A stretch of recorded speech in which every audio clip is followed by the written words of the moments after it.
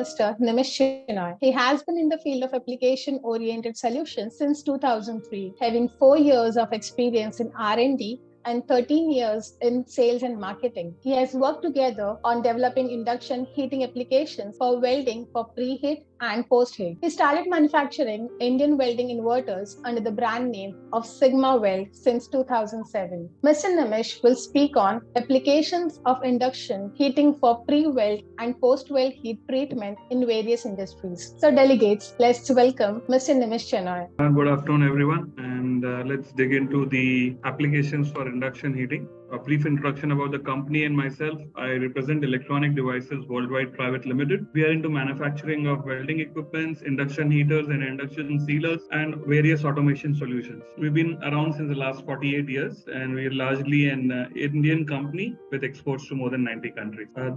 Today's program, we will focus more on induction heating as an alternative to gas heating and resistance heating. Its advantages and utility in many fields, especially welding and related. I'll quickly take you through basics of what is induction heating. Induction heating is a process which heats metal indirectly using magnetic fields. It's one of the most accurate, fast, repeatable, efficient, non-contact technique for heating metals other than electrically conductive metals. So all of you have been using an induction cooktop. So it's very easy to explain the concept to you using that. So for every induction cooktop you see, within the top there is a induction coil, which is represented here in number 2. And then that induction coil is actually nothing but a bunch of copper wires bound together in a particular sequence. In this case, it would be a pancake coil. And if you can see, what happens is that a lot of current goes through the coil, and during that time, it produces magnetic fields, which are these blue lines. And when you put a metal on top of it, the blue lines or the magnetic field inducts itself into the metal, producing eddy currents. Eddy currents use the carbon in the material to heat themselves up, and therefore they produce heat in the metal locally. And this is a very simple way to use waste heat, which was the magnetic field, and convert it into an efficient heating. By doing this, whatever material you have inside the vessel also gets heated indirectly. So whatever you're cooking, whether it's milk, water, tea, or Maggi, you can cook it all with induction. Induction, usually there is the concept of induction has 3 major parameters you need to be aware of. Current, voltage, which give you the power, and the frequency, which determines how deep you can penetrate the heat. So if you were to do some kind of heating where you wanted all throughout the depth, you would use low frequency heating, in which case you see complete depth. If you want to heat only the surface, like certain kind of hardening jobs, you have to heat only the tip of the metal, then you would use high frequency, which would give you very shallow depth. This is a basic of what induction heating is. It is used in many applications globally. So starting from hardening, annealing, normalizing, pan bottom brazing, impact bonding, resin bonding, sintering, forging, brazing, partial heating, soldering, metal melting, gold melting, shrink fitting, pre-weld, post-weld heat treatment, induction cap sealing, and many more. Induction heating has got a varied indirect heating applications, which also goes to medical fields. So all the catheter tubes that you see, which are used to give you drips, they all have an end which is tapered, and that taper is done using an induction heating application. So wide range of applications, and 3 different ways to heat today, which is largely used. One is gas-based, electric, and induction. You can see the 3 different images here. The first one represents gas-based heating. As you can guess, when you are heating, it is heating through conduction. That means the gas heats the metal surface and then it conducts the heat inward. The process is inflammable. It can catch fire, definitely. It's a fixed shape of the burner that you use, so you can heat that much area only. So you have to either increase the number of burners or change the shape of the burner when you want to change the shape of heating. When you use gas-based heating, the surroundings will also get heated up. So the operator standing around you will also feel the heat. It is non-contact, so you can rotate the job while the torch is in a fixed position, as it shows on the figure 1. It is polluting, so you have carbon emissions, which are now a major concern for all corporates as well as all of us. And the penetration is surface to core. That means the heat goes from where the touch point is inwards towards the core. Typical efficiency is 40%. That means for every 1 kilowatt of heat that you want to generate, you must use 1400 or 1600 watts of power to generate that much heat. Then you have the electrical heating, which is a nichrome based wire through which when current passes, the nichrome wire resistance tends to heat up, the wire becomes red, and therefore it conducts the heat. It is usually protected by ceramic beads, like you can see in the image here. It's flexible, you can wrap it around the shape you want. It's Again, it's a conductive method because it's get heated and then it's sharing the heat inside. And typically after winding it, you would put a cerevil on top of it so that the heat doesn't radiate into the environment and the operator doesn't feel the heat. Of course, it's non-polluting. Again, the temperature goes from surface to core. Now let's look at induction. Induction works on magnetic field as I showed you, so it need not be directly in contact with the job. So you can see the coil has the job has an insulating layer above which the coil is wound. It is non-flammable. The coil is flexible. You can wrap it in any shape you like. It generates heat very locally to where the coil or the magnetic field reaches. Of course, it's a non-contact, so you can have the job rotating. It's a non-polluting process, and the heat is evenly spread because magnetic field is inducing currents all throughout the metal. So it's inducted into the metal and you have even heating all across. What this means is the efficiency of heating in gas is only 40%. Electric can be as good as 74%. Induction, the worst case you would get is an 84% transfer efficiency. So in a better case, you could go up to 90%. The advantages in the process, it's non-polluting, no flames, it's faster, consistent heating. Heat is induced directly into the metal, no conduction losses. A non-skilled person can do this. It's highly efficient and you can heat only a local area if you want. We will see a lot more in the applications as we go along. The coil doesn't get hot, so the operator can remove it on his own and start welding. So that's a larger part of the advantage because that is something which makes it easy for the operator to use. The welder can also weld while the coil is in place, so that becomes another advantage. You don't have any heat or something coming up. And economic, so it's a low power consumption, reduces the cycle time drastically, and it's excellent for preheating, and it's compulsory for few materials, for example, P91, alloy steels and others. How it works, this is just a bit, you can set a temperature, the feedback comes into the equipment manages the error and then adds the power accordingly.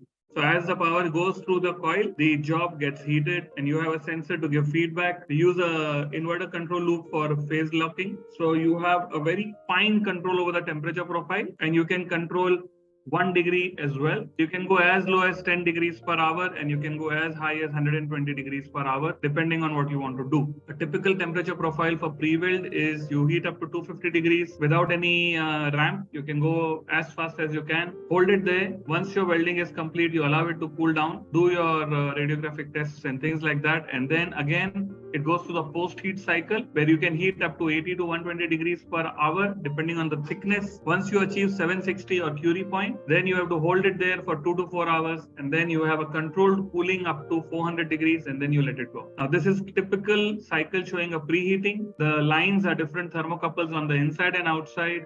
You can see how closely coupled they are. So there is no delta T between the inside and outside. And here is a 6 thermocouple graph that it looks once it's finished.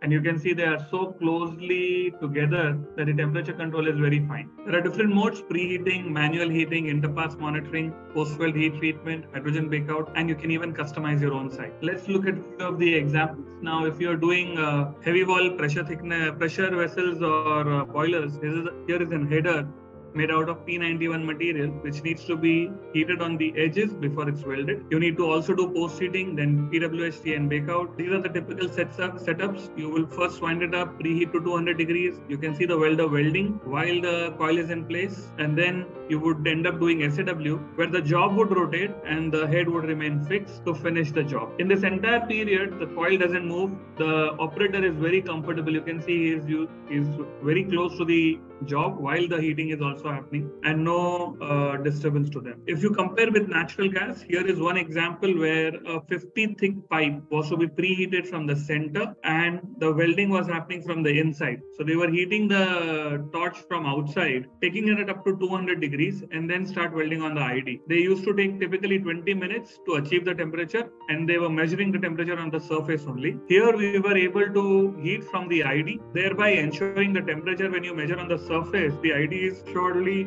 at the temperature that you want because the welding is going to happen from the ID. We could achieve the same temperature in under 8 minutes. So you can see there is more than 50% saving in time, definitely also in cost. Same goes for even thicker vessel. This is about 150 thick, that is 50 ID, 200 OD, and a length of about 350 millimeters. This was a typical setup done by gas burner. It would take about 16 minutes before they could start welding. And here we could do it in about 10 minutes. Again, the coil going from inside and preheating. This is where you can see another example of an elbow being welded, pipe to elbow. jobs in place, two operators standing next to each other and doing the welding. Absolutely comfortable, no disturbance to the weld or to the welder. When you have to do post-weld heat treatment, you need to take it up to curie point and normalize it so there are no stresses left in the metal. So during that time, you need to take the temperature to 760 degrees. Now you can see here the ring which shows you the temperature has been reached. These are 4 thermocouples giving feedback, and you can see this is the ramp rate you can preset. Right now it is in soaking period for about 100 minutes. 3 minutes have passed. The actual temperature is 753. Once the soaking, finishing and cooling starts, it will reduce the temperature power slowly. So you have a gradual gradient up till you reach 300 degrees, and then you will get let it naturally cool in the air. If you had a very big job setup, you could use flexible T-type coil, which allows the job to rotate, and you can put it from one side and heat the job. Same thing goes for very heavy vessels. This is when you are doing it for the lip of the flange here, for the flange joint. These are almost 200 thick. These would have taken 4 hours to set up on a normal gas-based burner or a electrical resistance heating. In induction, this can do in 30 minutes. The kind of cycle time saved is very large. You can see long seam preheating of a shell happening. So this is a typical seam you have to weld. It's about 70 thick, 3 meters long. To do this, they were taking about 20 to 30 minutes to set up the resistance heating coils. And then it would take about 2 to 3 hours to achieve the temperature of 150-200 degrees. Here we have made a blanket within which the induction coil is placed. You can place the blanket on top of the job. It takes about 2 minutes to do so. Press start. In about 20-25 minutes, the temperature is achieved. Remove the blanket and start welding. You save close to 3 to 4 hours of your cycle time. That means you can produce much more faster on the shop floor. These are different examples. This is a good one where you can see preheating of a boom in the construction. You use these material handling equipments like JCB and all. They have a large boom. If the boom is not stress relieved, preheated and then stress relieved, there are good chances that under load conditions it will fail. So it needs to be preheated. Typically it was preheated with gas, but it would take a lot of time and the operator needed to be very skillful and consistent that if he did not heat, there was no way to know it was not done. Here you can see the operator is sensing the temperature. It will take under a minute for the temperature to achieve. And once it's achieved, the operator can remove it with his own hands because it's no temperature on the coil, and start the welding. And that's how easy it is to do it with induction. Time saved, the labor saved for the operator, and he would ensure that the temperature is always there before he welds. This ensures quality of welding. This is another example of doing it in a boiler industry. This is on site on many power plants. When they do erection, they have to do welding on site. Very critical places, difficult to approach. Induction makes it easier to set up. This is for cross-country pipelines. Just to show you this thermograph on your right, you can see there are two temperatures taken within a span of 10 seconds. So it is 320, 26, and this is 320, 30. There's hardly 4 seconds difference between the temperature on the outside and inside. And you can see the temperature achieved is 143 degrees here and 133 degrees here. That means the delta T is less than 10 degrees between a 15 thick pipe on the OD and ID. And to apply this blanket, it takes about 2 minutes. Heating time is about a minute or two. In 5 minutes, the pipe is ready to be. They have to weld kilometers of this together at cross-country pipelines. Induction heating provides a very fast and consistent service. If you look at long seams of pipes being welded, again, same application, preheating for a 65 thick. We could do it within 20 minutes. And these are the calculations for the same. Another interesting application is bearing housing shrink fitting. Typically, they put the bearing into an oil bath and let it wait there for 6 hours so the temperature is stabilized. Then they have to remove the bearing housing from the oil bath and insert a bearing. So it's a 6-hour process and it's very messy. The operator has to be very skillful and careful because if he doesn't insert in due time, the bearing will get stuck. You can see here doing the same with induction. It is absolutely easy. He is heating this is the one that is being done for the stone crushers. So in the body, there is a central shaft. This shaft needs to have bearings inserted on both sides for it to be equally mounted. And otherwise, this process was done using flame, and it was a very tedious and process for the operators to do. Using induction, they've just formed the coil, left it out, and they are now patiently waiting for it to achieve its temperature. When it does achieve, then the operator is in no rush to push this forward and carry out the string fitting job. There's a flange which is going to be mounted inside, and they'll simply slide it over to achieve the desired result. I'll just fast forward this so that people can get an idea as to what it does. So there you go. The temperature on the shaft, the condition is that the base pipe should get heated, but the shaft on the ID should not get any temperature. So this is where induction plays a major role because it's inducing material temperature directly only into the metal.